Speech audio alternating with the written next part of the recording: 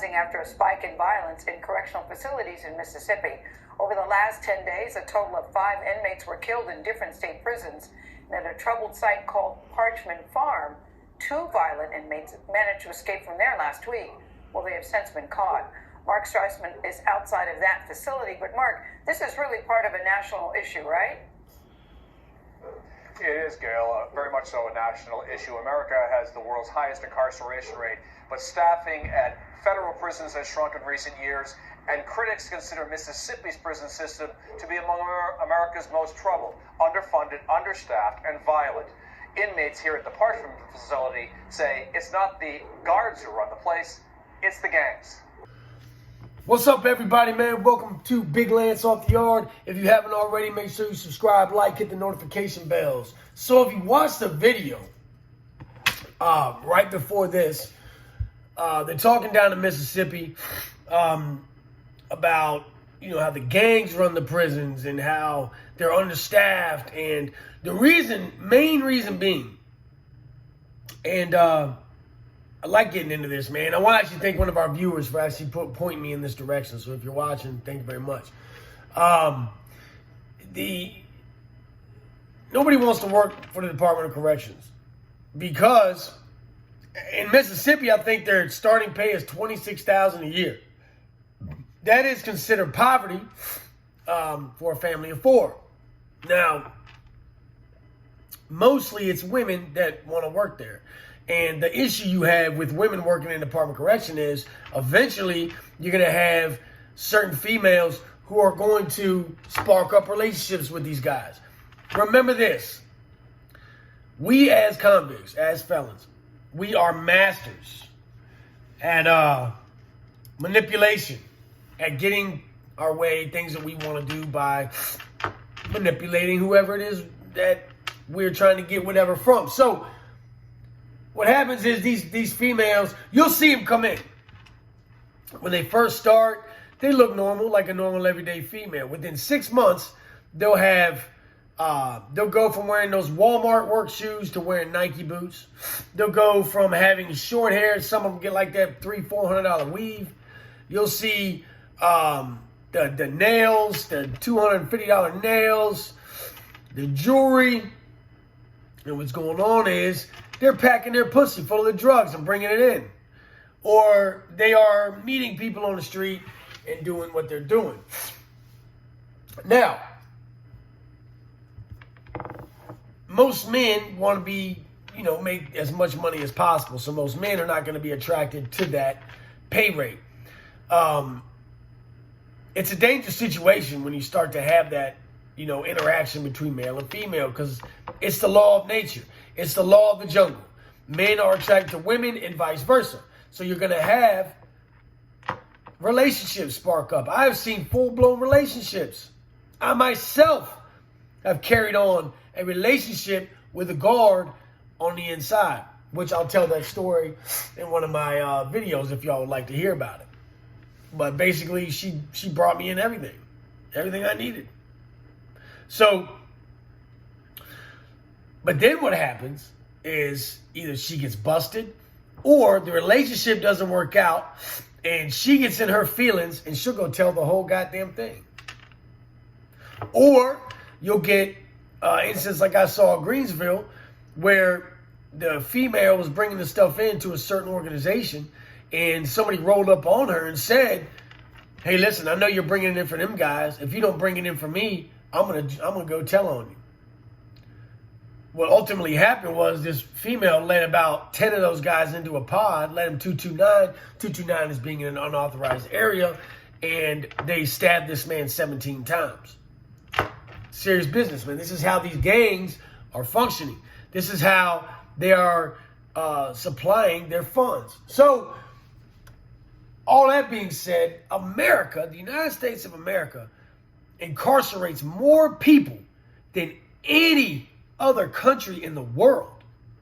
There are more people locked up than there are in some small cities. As of the latest census, I'm looking at it right now, nearly 2.2 million adults were held in America's jails. That means for every 100,000 people residing in the United States of America, 655 of them are locked up. That is an outrageous number. That shit is crazy. Now,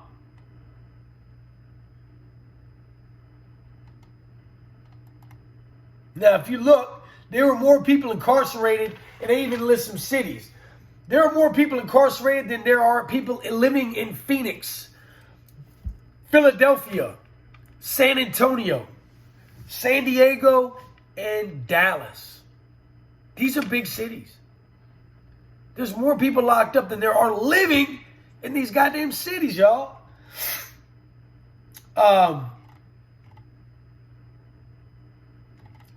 And what happens is, like here, we sit in the county jail for up to 5 years. I sat in the county jail 28 months waiting to go to prison. Yeah.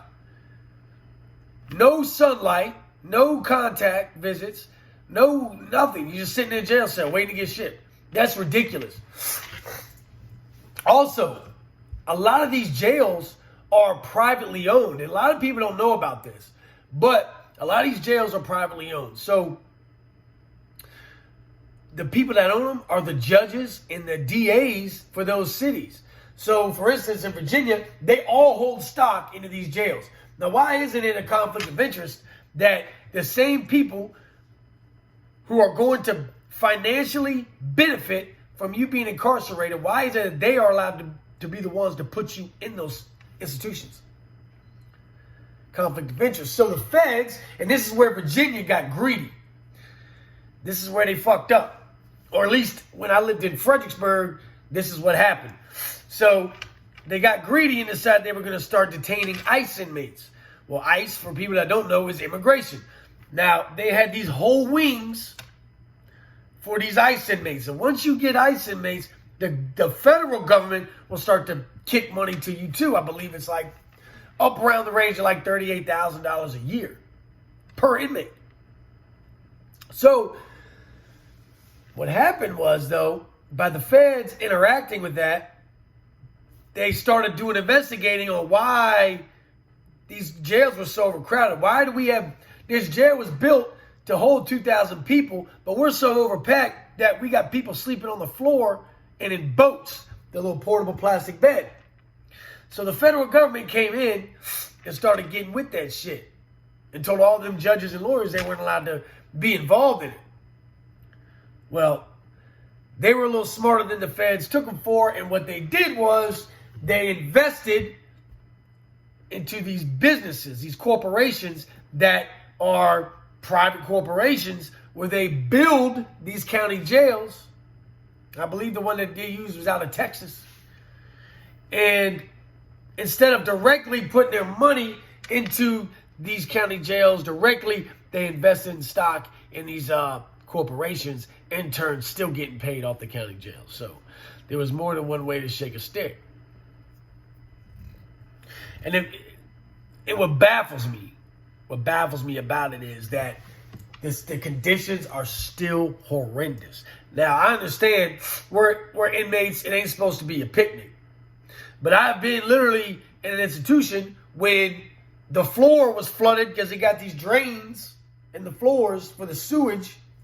And those will get backed up as people flush sheets and contraband down those pipes. And now you're walking around in shit water. And the guards don't give a fuck. They don't care. They're not in a hurry to get you out of there. They'll bring in some maintenance guys, or they'll do whatever. But you're still walking around and pissing shit is my point. And you're smelling it. And it's getting all over everything. And even when they come to clean it up, they just bring some inmates in there to clean it up. It's not like they bring a cleaning crew. And the cleaner that they use is all like eco-friendly natural shit. They're not using bleach, guys. It's called Simple Green is the shit that they use, if I'm not mistaken. It's just unsanitary, man. You wonder why you have staph infections, MRSA. You got spiders. You'll see guys walking around with their face all fucking lumped up because these fucking spiders are biting on them. Rats.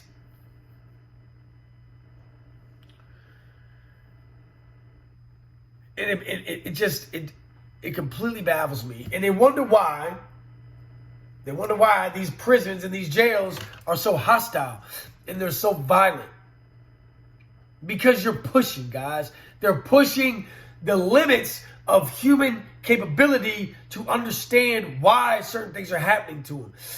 You know, and they keep you at a lot of these prisons. They just, in order to save money on staff, they hire less staff, give you more time in the cell.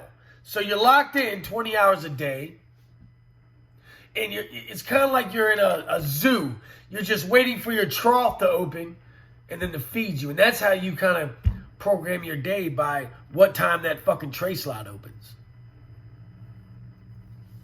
They feed you bare minimum of calories. I mean, the food there is crazy. And I actually got a homie of mine. I don't want to say his name because I know our channel's being watched.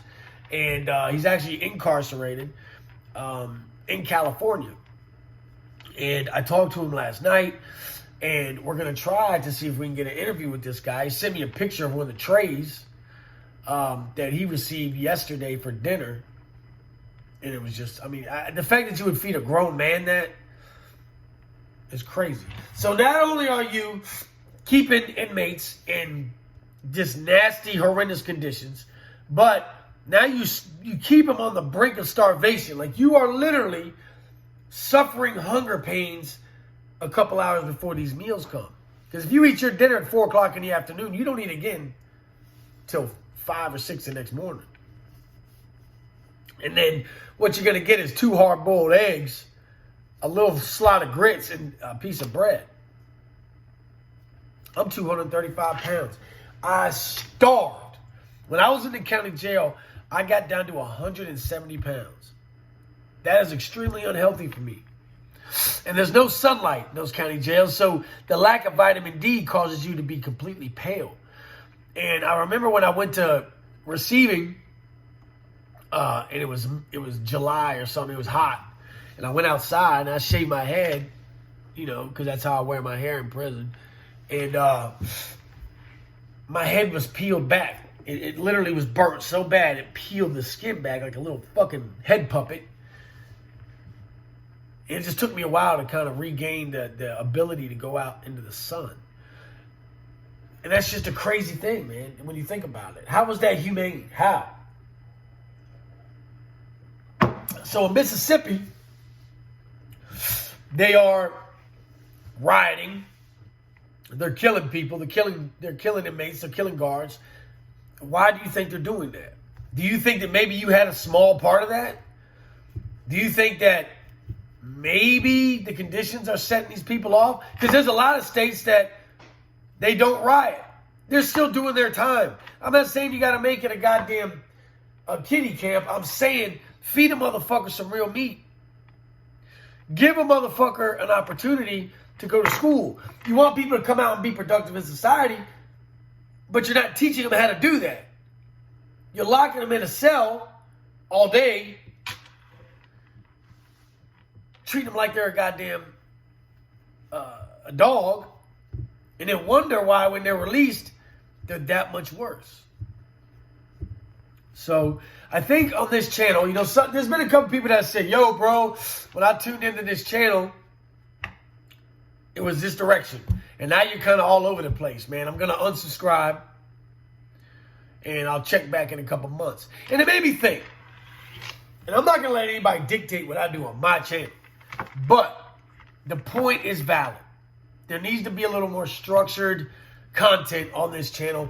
And I think that the motivation, the little war story stuff, but also I wanted to start doing this podcast about different states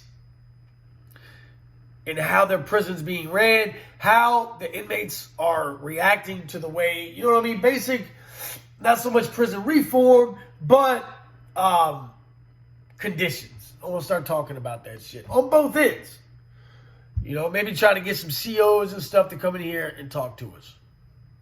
But I wanted to touch base on this stuff today, man, and I hope everybody has a blessed day. You know what I'm saying? Don't forget, the art is still for sale. I sold a couple yesterday, but please, If you do buy, PayPal is giving me kind of some static. They're not letting me confirm my email for some reason to acquire the funds. So please, if you can, use the Cash App. And the code is 123, capital letters, BLOTY. And let me know which one you want. Or if you just want to donate to the movement, all that money goes into the things for this show. So in order for me to do this podcast thing, I need to get a few things. And, definitely could use the help with that. So everybody have a good day. I'm going to go live in about 30 minutes. And we're going to talk some more about this stuff. All right, guys? Big salutes and much love to the BLC.